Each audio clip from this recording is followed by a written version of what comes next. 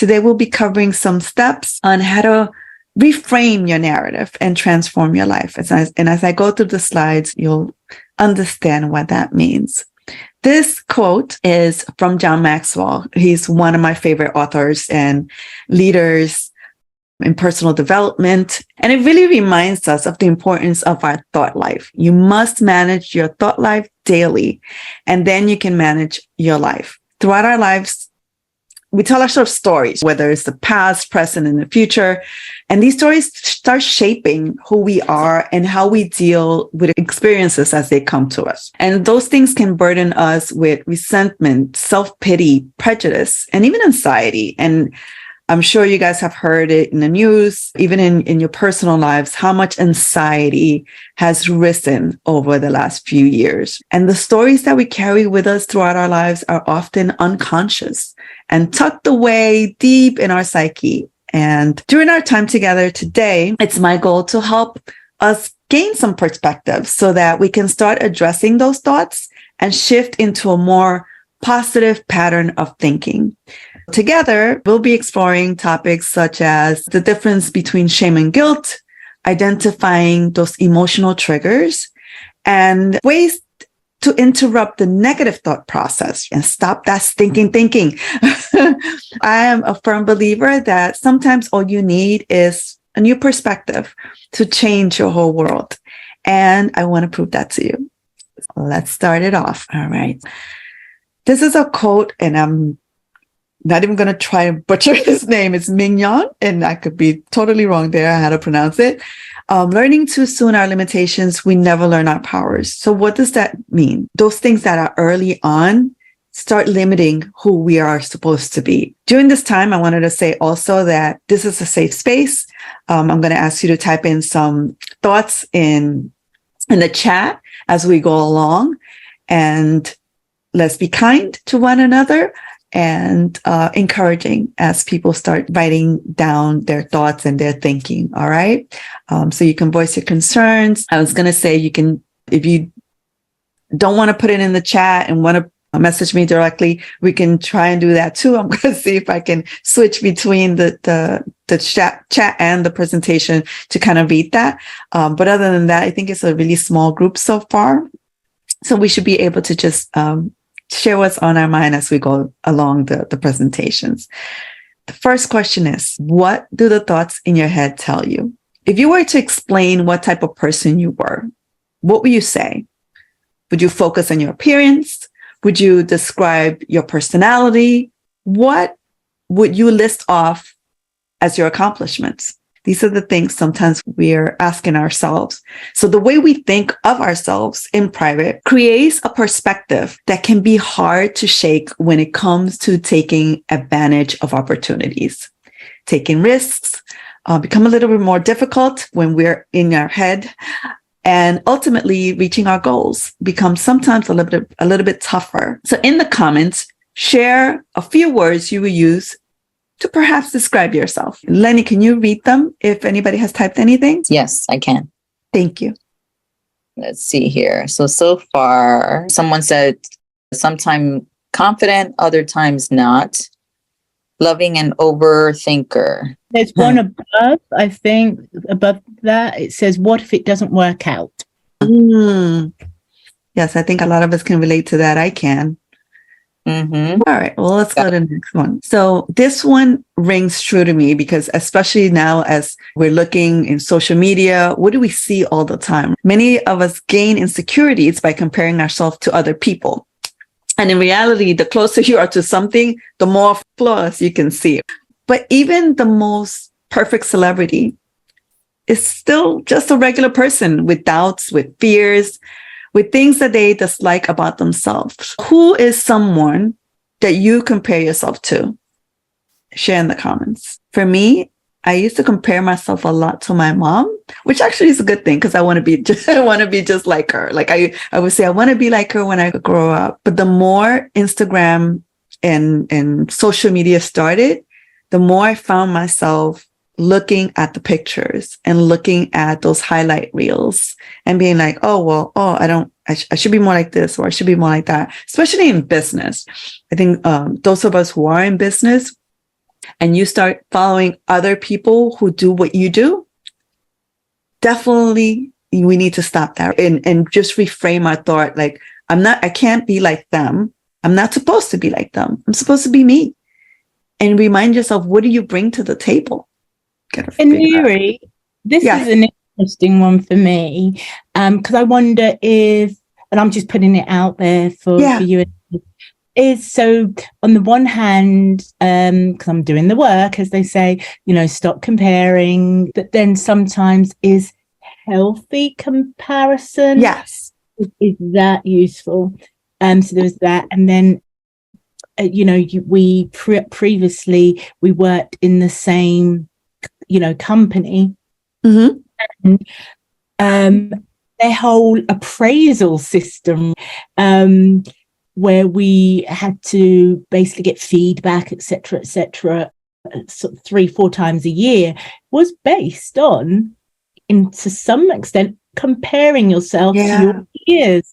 And at the end of the year, your pay and where you land, you're put on this dashboard, aren't you, which compares you against your peers.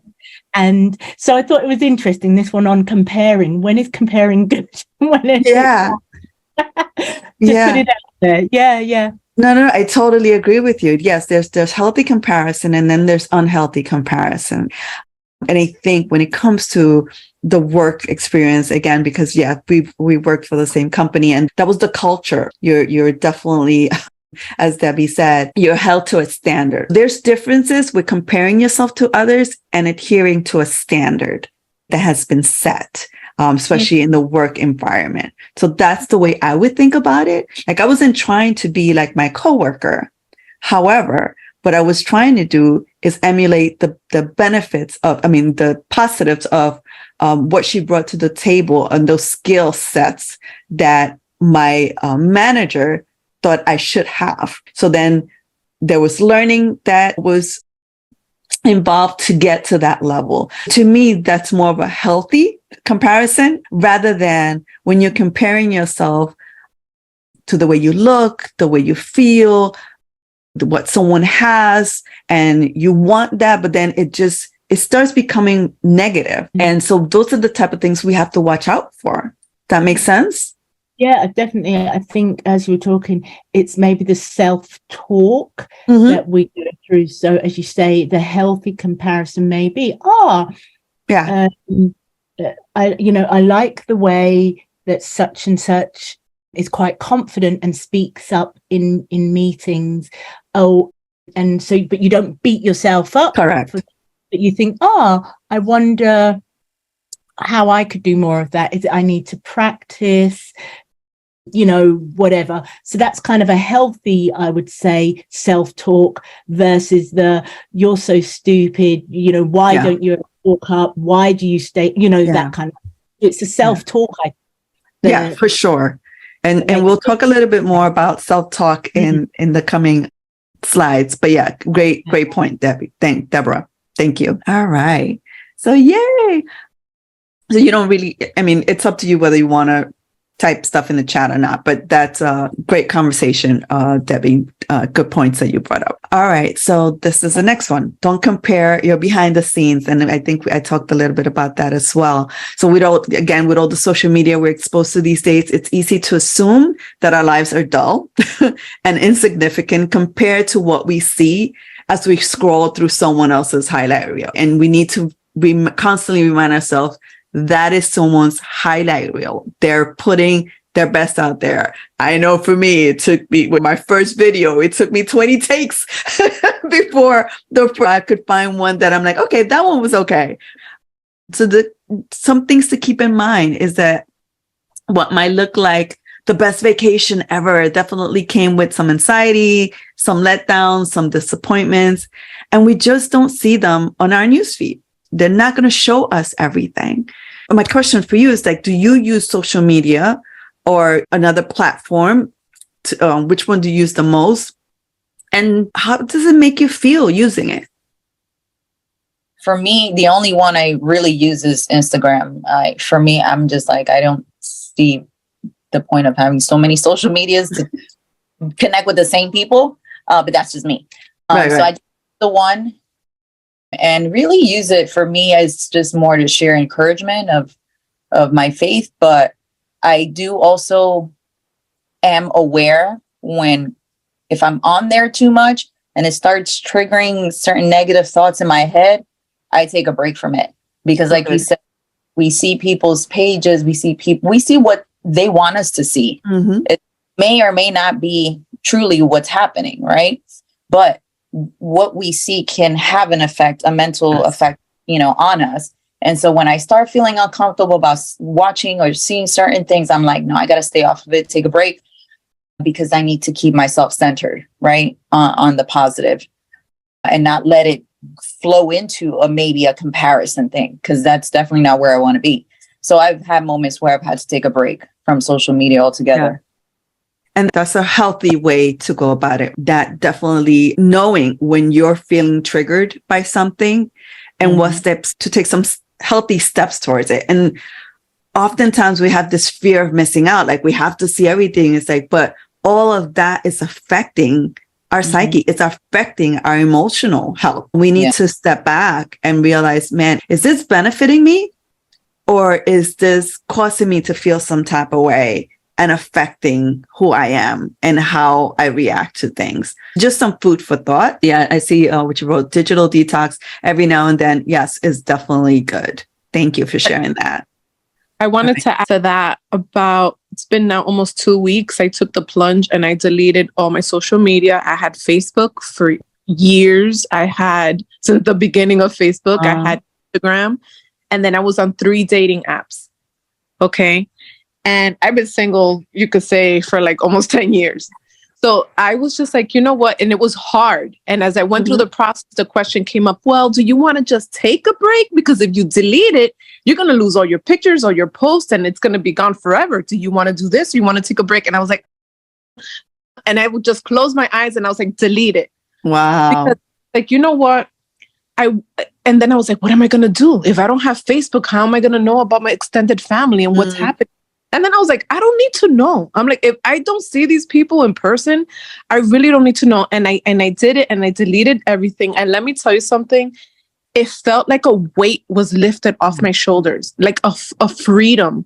Because I said, if I'm spending, and I mean, I've spent embarrassing amount of time on social media and especially TikTok, scrolling through TikTok, that I felt like, oh, this is a way for me to relax and just like look to see what's going on. But no, it's number one, you're overfeeding your brain so much more information than it could possibly handle. As you scroll, it's new information that it has to pick up.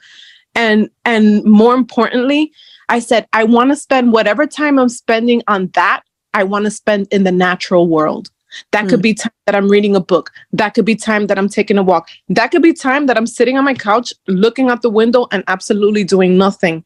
But I completely disconnected. And if I do go back, it will only be to promote my business. But if I'm going to be social, then I'm going to do it in person, But yeah, I took the plunge and it's really good. I totally recommend it for you guys. Yeah, good for you. That is amazing. That, just again, the realization that is affecting you. People do think, oh, that I'm just having fun, or, like you said, just, I forgot the word you just mentioned, but you think you're actually, it's not just entertainment, is actually, you're calming yourself down.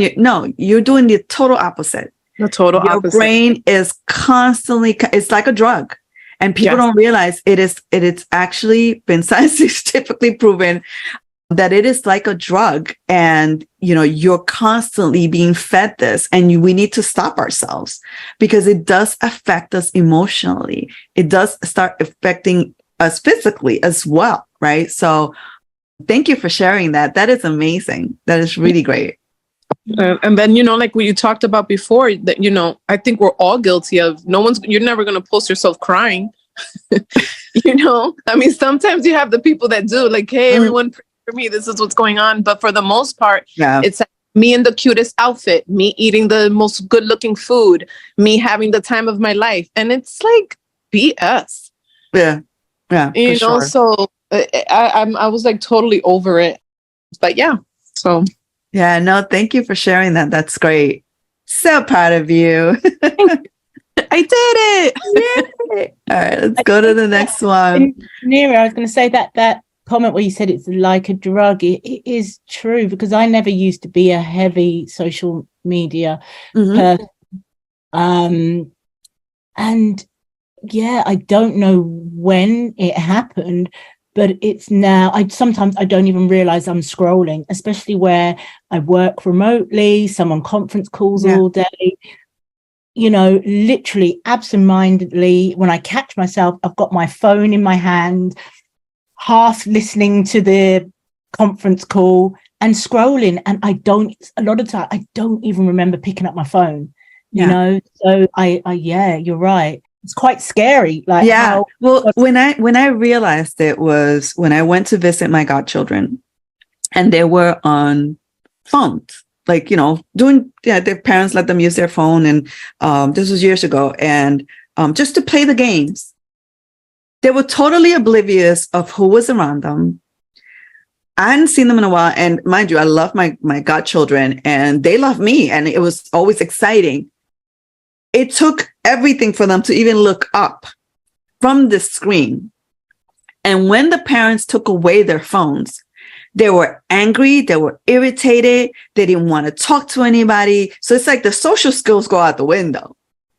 But like you could tell that they were so upset by it. And I'm like, wow, wait, what's going on? I read up a little bit more about it. And I told the parents, I'm like, because of course they were like, oh, you know, reprimanding them. You know, say hi to your godmother, blah, blah, blah, you know, all this stuff. Because, you know, we Spanish people love to make our kids hug and kiss people. And I'm like, no, don't force them to do that. But yes, look at the amount of time they're spending on the screen and how it's affecting who they are and how they react to people. So back then, this was, I don't know how many years ago, I read up a little bit about it. And that's when I saw, I'm like, wait, this is a drug. It is like a drug, and the adrenaline and everything else that comes by watching certain things and what you're feeding yourself, how it's affecting you emotionally, it's affecting your brain. And I'm like, oh, wait a minute. I need to put, you know, parameters around this. And I need to let them know, hey, this could potentially be a huge problem. You definitely Google it. You'll see that have been some reporting around it, some scientific facts that have been collected around it. And it's mind blowing once you start going down that rabbit hole. So, okay. The next slide is everyone's on their own time. And I cannot stress this enough because we compare ourselves to other people all the time, but we're not on their time. You're on your own timeline. Do you feel sometimes as though you're falling behind? And when we see your friends and family getting engaged, graduating with a degree, traveling, perhaps buying a home or getting that dream job, achieving their goals, it could seem as though we're not doing enough because, again, we're comparing ourselves to these great things that are happening for other people. And we need to stop that. Because we're on our own timeline and we need to follow our goals. Our trajectory may be different than even our siblings' trajectory. What's the last thing you saw or heard about that made you kind of feel some type of way? Just think about that. If you want to share, you can share. But did you catch yourself? Or maybe you didn't. And now that we're talking about it, maybe you're realizing that it's because you're comparing yourself to someone else's timeline. Thoughts? I think for me, it was more so a conversation within myself or with myself, right? Because there are things, work, as you can see, I'm trying to multitask. Being on this call and working at the same time has taken a lot of time from other outside of work that I need to get done. And I'm conscious of that. So it was more of an internal conversation, letting myself know I need to put boundaries, work, and not go over the time that I'm, on the schedule to work, because I need all these other things are as well important. Then it affects my sleep. It affects my focus. It affects my attitude, all of that. right? So it was more for me just keeping myself in line and getting back on track. Yeah, that's great. We definitely need those conversations with ourselves. All right. Well, thanks for sharing that, Lenny. I'm going to go on to the next one so we can have more time at the back end to discuss something so we can revisit. But I just want to go through the slides. Do your mistakes keep you up at night? I didn't think they did, but then I catch myself not sleeping well. So, so every one of us has made mistakes in our lives, but we don't all interpret them the same way. And that's where I was getting at with that. So the way we think about our mistakes is all about perspective. Instead of thinking about mistakes as something that you failed at, consider whether it could have been a blessing in disguise. And can you think of a mistake or failure that you experienced that ended up leading you to something great? If anyone can share, that'll be great. If not, we'll go on to the next one. Because again, sometimes we think they're mistakes, but they could be blessings in disguise. Okay, and I know that's a tough one for people to admit. I was trying to think one myself, but I can't remember much. Thank COVID for that one. All right, well, we'll get back to this one. All right, well, hopefully they don't keep you up at night and you realize that they're learning. Take them as learning. What can I learn from this? When you think you've made a mistake, what can you learn from it? I would say try to reframe it in that way, because we all make mistakes. That's part of being human. It's not about perfection. It's about progress. Just some food for thought there for you guys. All right, I'll skip that one. This one is on shame versus guilt. Have you ever considered the difference between the two? Guilt can be a positive thing, which motivates us to move forward, to move towards better behavior. For example, perhaps apologizing for breaking a glass at a friend's home. Shame, however, is paralyzing. And that's the one we have to be careful with. It's a paralyzing global assessment of oneself as a person. Shame can form the lens through which all our self-evaluation is viewed. Another way to think about the difference between guilt and shame is being told or thinking that we did something bad versus being told or thinking that we are something bad. I'll let you mull that over for a minute. But where does shame come from? It can be conveyed in repeating statements such as, why are you doing it that way? What were you thinking? Why can you be more like X? I know for me, growing up, my brother was always told, why can you be more like your sister? Or which then caused problems between my brother and I, because I would get good grades, my brother not so much, but then he couldn't stand me because he was always being compared to me. My parents didn't realize that at the time. Looking back, hindsight's 2020, right? Like they tried to correct it when we were older. And actually, my parents did a great thing, which actually they sat us down and asked us for forgiveness for the times where they didn't get parenting right, which was such a great lesson learned for me on how to deal with my own children. Shame can also come from traumas such as physical, sexual, or emotional abuse as we neglect, especially during childhood. Thinking about it, when the adults in your life who are supposed to know best, when they tell you that you're wrong, you'll likely internalize that feeling for a long, long time. And those are the type of things that we need to think about for those of us who have a prayer life. Pray about letting go of that shame that doesn't define who you are. Bring shame to the light. That's the important thing. Doing that can cut it off and lessen its power over us. The less we talk about shame, the more power it has over us. If we cultivate awareness about shame, name it for what it is, we can cut it off and lessen its power over us. Moving beyond shame means that you're acknowledging and sharing our experiences with the trusted people in our lives, the people who know us, who love us, who know that we aren't perfect.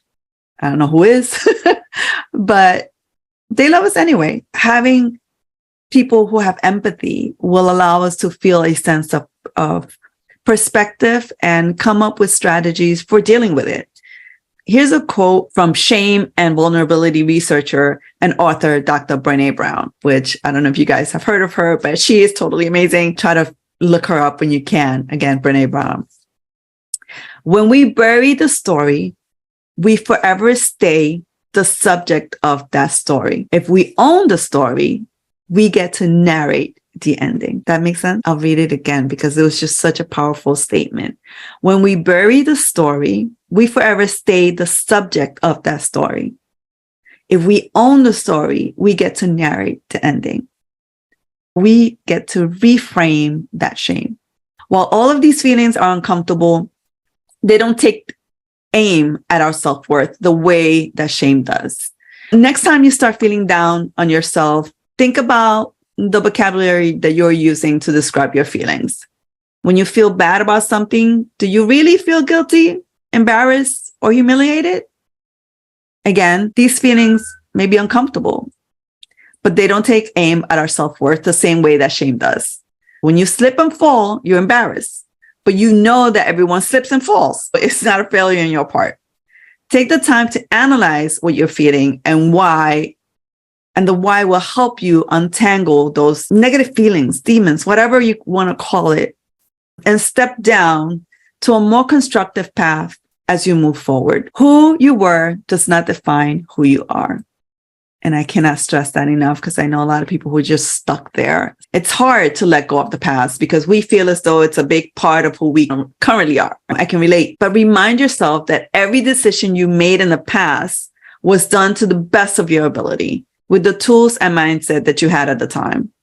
As you continue to grow and learn, everything that you've learned from those experiences has shaped you into the person that you are today. But who you are today is a more capable, better educated, more understanding person that you were before, all because you've experienced more life, right? We're constantly growing. So keep looking forward. And stop looking at the past and don't let it define who you are. All right. Realize that you have a relationship with your life. When I first read this, I was like, huh? I was like, wait, I have a relationship with my life? Your life is a companion with whom you have a long-term relationship. I'm like, really? All right. Yes. Because every relationship has its ups and downs, its lulls, and action scenes. Thinking this way helps you picture your life as a whole rather than as a simple series of events. When you think of your life as something you have a relationship with, it's easier to adjust your attitude to create what you want out of it. You'll discover that when you change the way you think about your life, you'll be able to play a more proactive role in it. Instead of saying, oh, this is just the way it is. This is just how we do things. This is how my culture is. No, you can change it. You can take steps with what you're learning here, with what you're learning in life, those to change and not just be a participant in your life. Just you're the main character in your life. So you can take action steps. Be more proactive in the role that you take in your life. Don't let life happen to you. All right. Nurture that relationship. Any relationship is capable of falling into disconnection and conflict when not nurtured. When problems are ignored and when you start going into autopilot, maybe for too long, you need to step back and gain some perspective. And I think we just talked about that in some of the conversations we had earlier. Just pause, reflect, change that perspective. Think about where you are in life and ask yourself how you're feeling. Are there problems that keep you from moving forward and feeling fulfilled? I know that's happened to me and I have to stop, reflect and think about it. Reflection is key. And I know we said this in prior calls, but for those of you who this is your first one, I'm big on reflecting. Take that time. Because by reflecting on the relationship regularly and making adjustments accordingly, you will learn that it's not as difficult as you might think to change tracks and head in a new direction. Reflect and pivot. You as your life's narrator. What's that mean? What's that look like? Your life's narrative is shaped by your own perceptions, which are created from your belief system. In other words, your reality is based entirely on the way you think about things. Right now, you're creating your own reality based on the stories that you tell yourself and the way that you interpret the world around you. So is this something that you've acknowledged before, or is these concepts somewhat new to you? Anybody care to share? I'll take that as a no. All right, we'll continue. Know your triggers. I know Lenny talked about that in the beginning a little bit. The next time you're feeling especially down and find yourself spiraling, try and figure out where that negativity is coming from. Was it that you saw something on TV, someone said? What was the subject matter? Did it have to do with your parents, with your friends, with your childhood? Again, reflecting. Do your best to connect the dots, and this will help you to identify your triggers and what makes you feel especially emotional. Do you know what your triggers are? Can you name them out loud? Again, you don't have to type it in the chat if you want to find, but just some food for thought. Pay attention to what's causing your emotions to change. Sorry, go back to the last slide, because I struggled with that for a while. Okay. Where I was always just, for lack of better terms, was always trying to be the bigger person, be the bigger person. And so I didn't really have any boundaries because I was just trying to be the bigger person. And since I allowed so many different things to happen, it would trigger me and it would put me in a bad place. And then I would struggle with that feeling.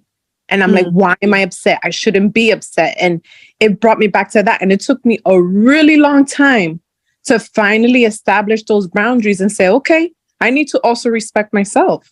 And if these are the things that are making me feel in this negative way, then there has to be a boundary, even if that boundary doesn't make sense to anybody else.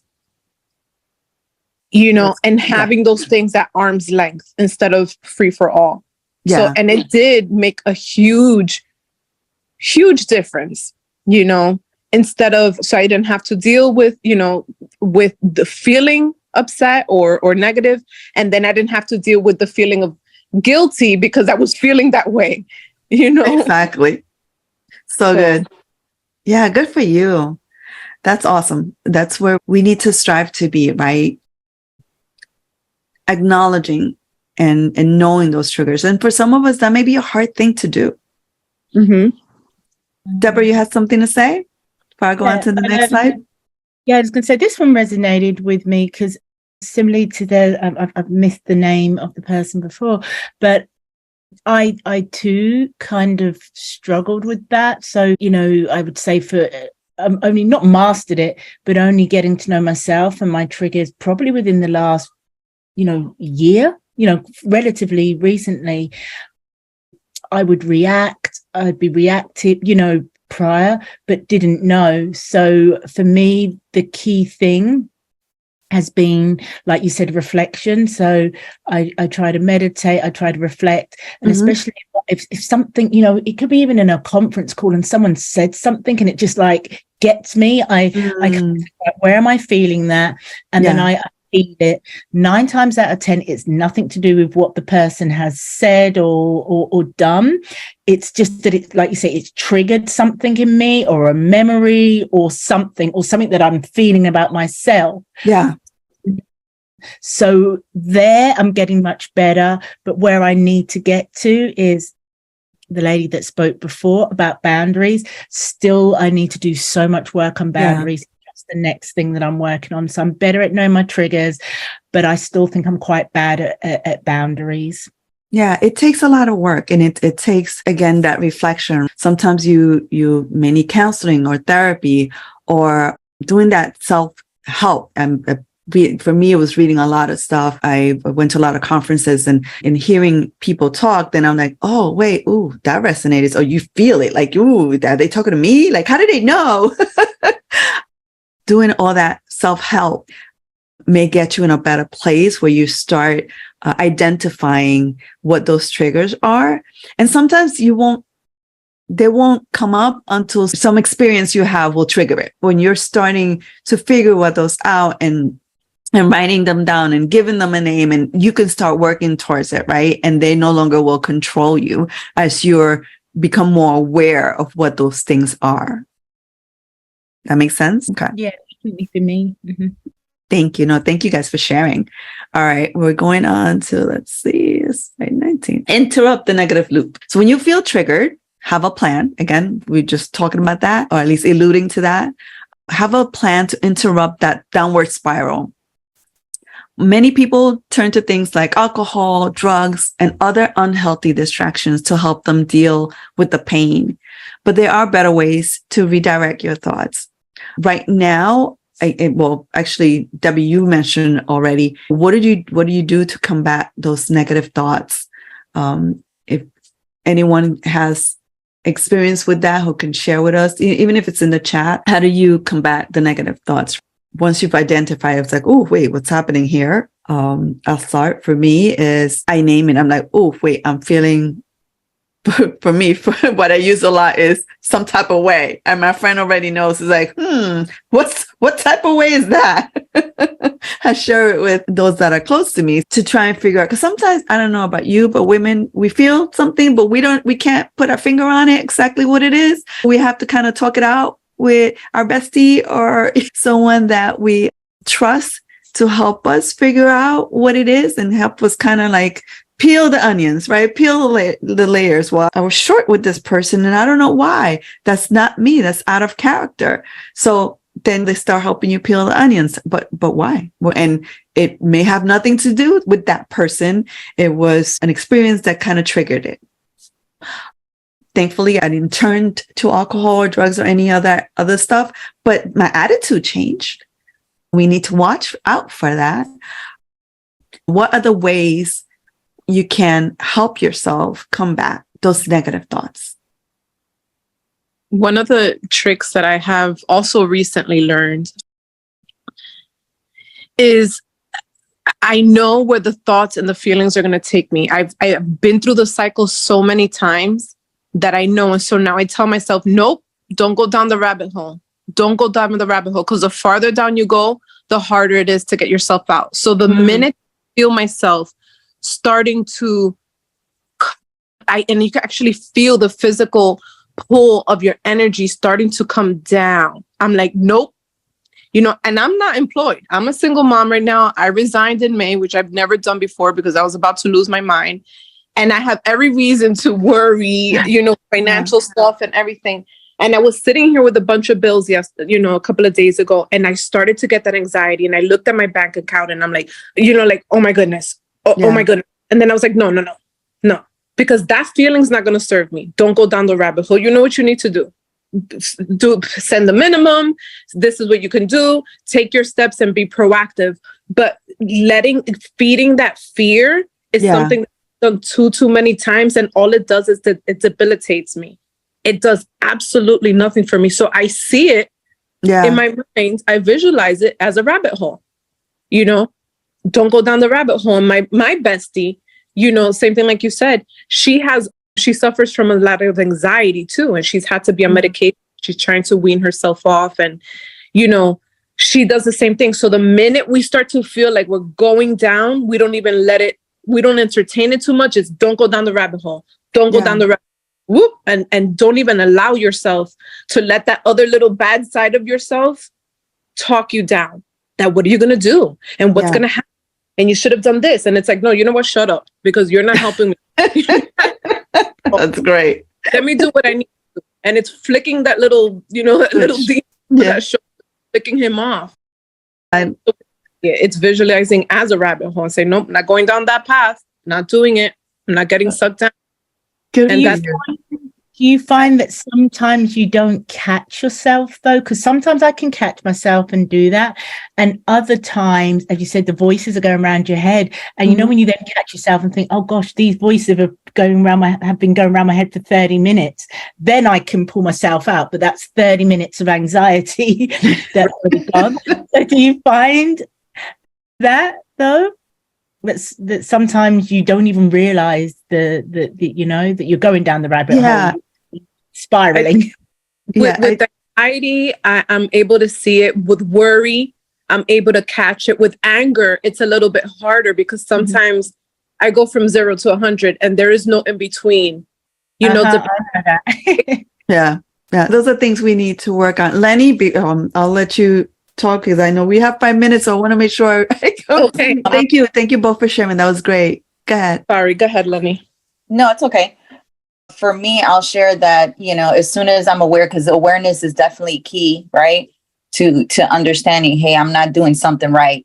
I'm allowing negative thoughts to sit in my mind a little bit too longer than what they should. So the key for me is not allowing, as soon as I am aware of any negativity that's coming my way, to not let it make a home in my mind, right? For me, it would be playing worship music, changing the environment in my head to a positive.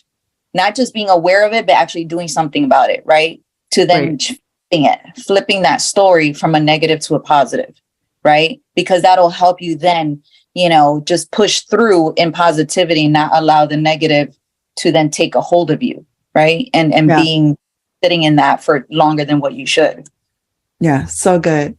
And I agree with that. And the next slide, I talked about trying a mantra, right? And a mantra is just a positive statement that you say over and over and over again. Yeah, but I wholeheartedly agree because I use the worship music also. But you may use sample phrases, like if you're feeling unloved, repeat the phrase, I am enough.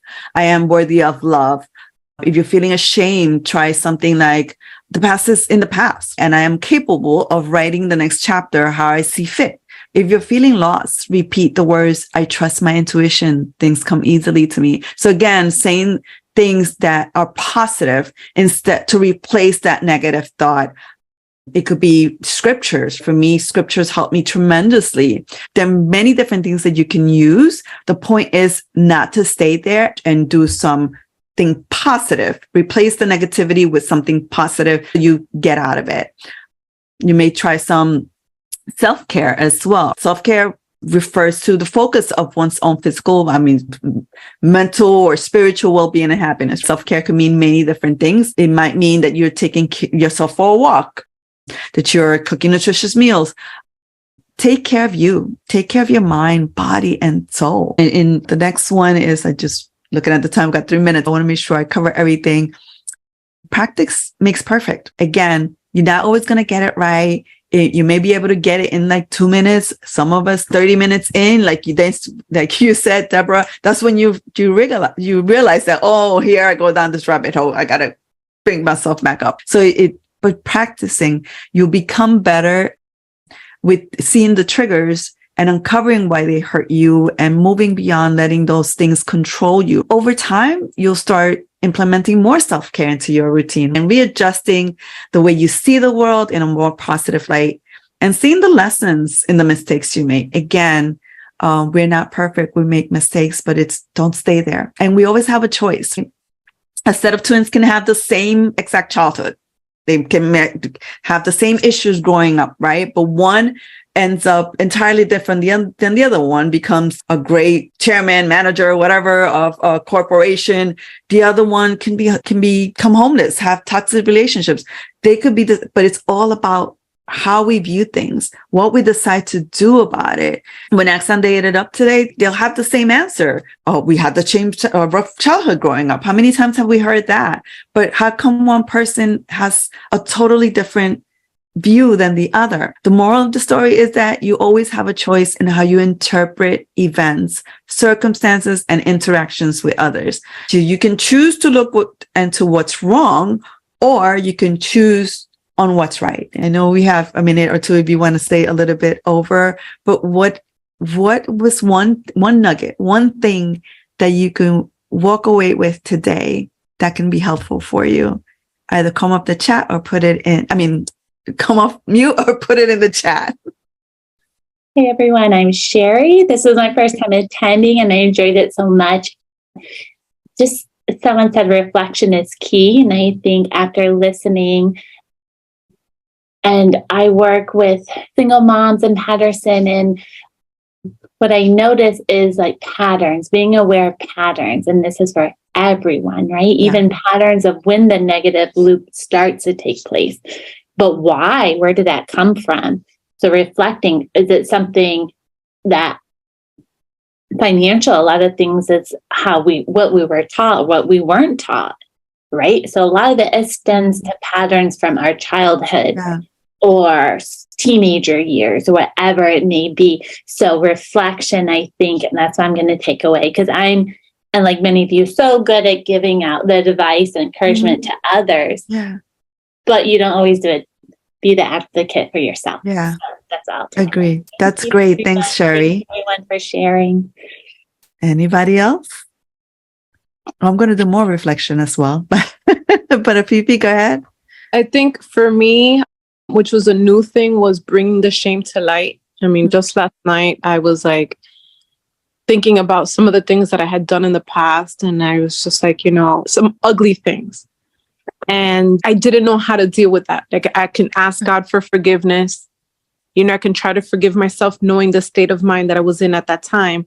But it was still something that you kind of carry in your deep, dark self. Like, you know, bringing it up to light, which is hard because sometimes you don't want absolutely anybody to know the truth about that, which is why you bury it. But I think it's bringing it up to light. So that's something that it's a really good note for me, and something that's going to help me work through those things. That'll be great. Thank you. No, thank you for sharing and being vulnerable. I appreciate that. And you can do it, girl. You can. You got this. You got to name it and bring it to light so it has no hold over you anymore. Yeah. Thank you. You're welcome. That's great. Anybody else? If not, going once, going twice, going 3 times. Thank you so much for being together with us today. I know this Midday Brew was a bit different. For some reason, this was put in my heart to share with you guys, and hopefully it'll help you. It'll help you in your journey. Thank you for going in this journey with me, because it helps me as well.